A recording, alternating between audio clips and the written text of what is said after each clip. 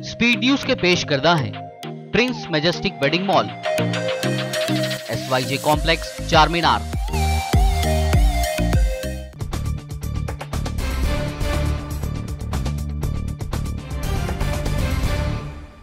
अस्सलाम वालेकुम, आदाब। मैं हूं खलील फरहाद। आइए देखते हैं 15 अप्रैल की 25 अहम खबरें। सल्तनत उस्मानिया के दौर में हासिल की गई तारीख़ी मस्जिद आया सोफिया में 86 सालों बाद पढ़ी गई तरावी। कोरोना गाइडलाइंस को लेकर नमाज की अदायगी के देखे गए रूह परवर मनासिर। तुर्की फिजा से फिजा में मिसाइल हमले की टेक्नोलॉजी हासिल करने वाले कंट्रीज में हो गया शामिल। बोज़दोगान मिसाइल के कामयाब टेस्ट की तुर्क सदर एर्दोगान ने दी खुशखबरी। ईरान के सुप्रीम लीडर आयतुल्लाह ख़ामनेई ने अमेरिका को दिया झटका। कहा, न्यूक्लियर डील को बचाने के लिए वियना की अमेरिकी तजावीज़ इस काबिल भी नहीं कि उन पर डाली जा सके नजर। पाकिस्तान की इमरान खान हुकूमत के इनकार के बाद अब भारत 3675 टन चीनी यानी शुगर ब्रिटेन को टैरिफ कोटा के तहत करेगा एक्सपोर्ट।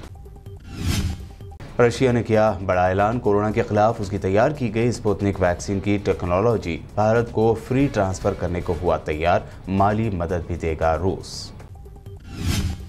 भारत में कोरोना ने तोड़े सारे रिकॉर्ड। पिछले 24 घंटों में दर्ज किए गए रिकॉर्ड 2,739 नए केसेस, 1038 अफराद की मौत की भी है खबर। मुल्क में 2 लाख से ज्यादा रिकॉर्ड किए गए कोरोना केसेस, फिर भी कुंभ पर पाबंदी लगाने से उत्तराखंड की बीजेपी सरकार ने कर दिया मना। सीएम तीरथ सिंह ने कहा, 30 अप्रैल तक जारी रहेगा कुंभ मेला। रामगोपाल वर्मा ने फिर कुंभ मेले को लेकर ट्वीट करते हुए कसा तंज। कहा, गुनाह धोने के लिए डुबकी लगाने वाले लाखों लोगों को मिलेगा मौत के तौर पर कर्मा यानी बदला। अरविंद केजरीवाल ने दिल्ली में वीकेंड लॉकडाउन का किया ऐलान। जुमा की रात 10 बजे से पीर की सुबह 6 बजे तक रहेगा लॉकडाउन। एसेंशियल सर्विसेज इस दौरान रहेगी जारी। गोवा के सीएम प्रमोद सावंत का ऐलान, कोरोना की वजह से गोवा बोर्ड के 10वीं और 12वीं के एग्जाम्स को कैंसिल करने पर अभी नहीं किया गया गौर। कांग्रेस लीडर राहुल गांधी का वेस्ट बंगाल में हजारों अफराद की भीड़ से खिताब। कई मुद्दों पर मोदी सरकार को घेरा। कहा, मुल्क में नरेंद्र मोदी की सरकार नहीं बल्कि 2-3 इंडस्ट्रियलिस्ट की है सरकार। मोदी सरकार में हेल्थ मिनिस्टर हर्षवर्धन ने अपने मातहतों को इसलिए डांटा क्योंकि उन्होंने गोबर पर रिसर्च नहीं की थी। कांग्रेस लीडर सुरजेवाला ने ट्वीट कर कहा, उनकी तरजीहात ही गुड़ गोबर हैं।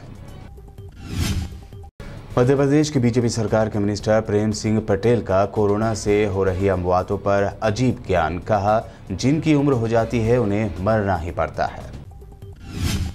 सुप्रीम कोर्ट के चीफ जस्टिस एस.ए. बोबड़े ने कहा है कि अब वक्त आ गया है कि सीजीआई अब एक खातून हो। हमारी तरफ से कोई भेदभाव नहीं किया जाता।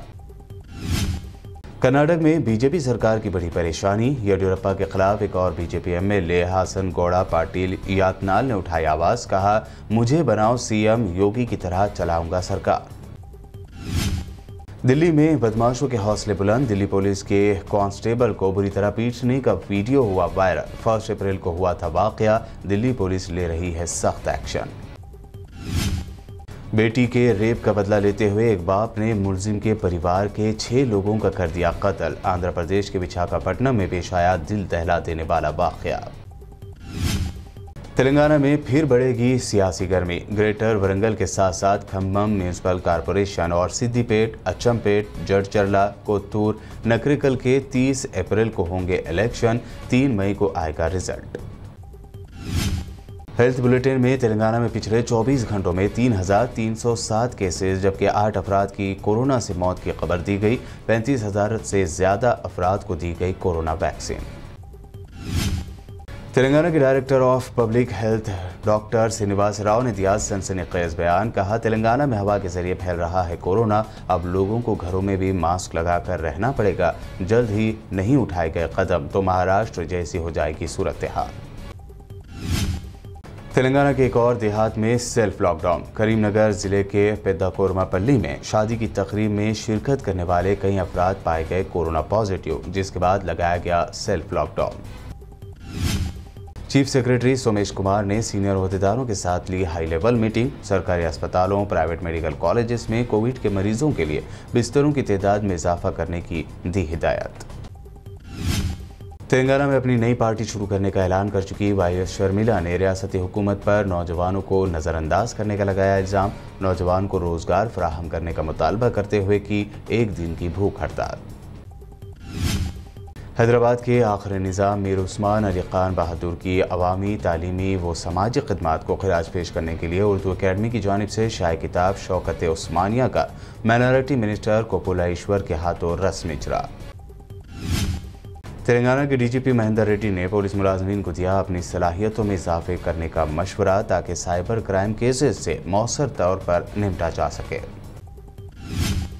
ये थी आज दिन भर की अहम 25 खबरें। नए यूजर्स हमारे चैनल को सब्सक्राइब और फेसबुक पर लाइक जरूर करें और देखते रहिए BBN चैनल। स्पीड न्यूज के पेश करदा हैं Prince majestic wedding mall, SYJ complex, चार मीनार।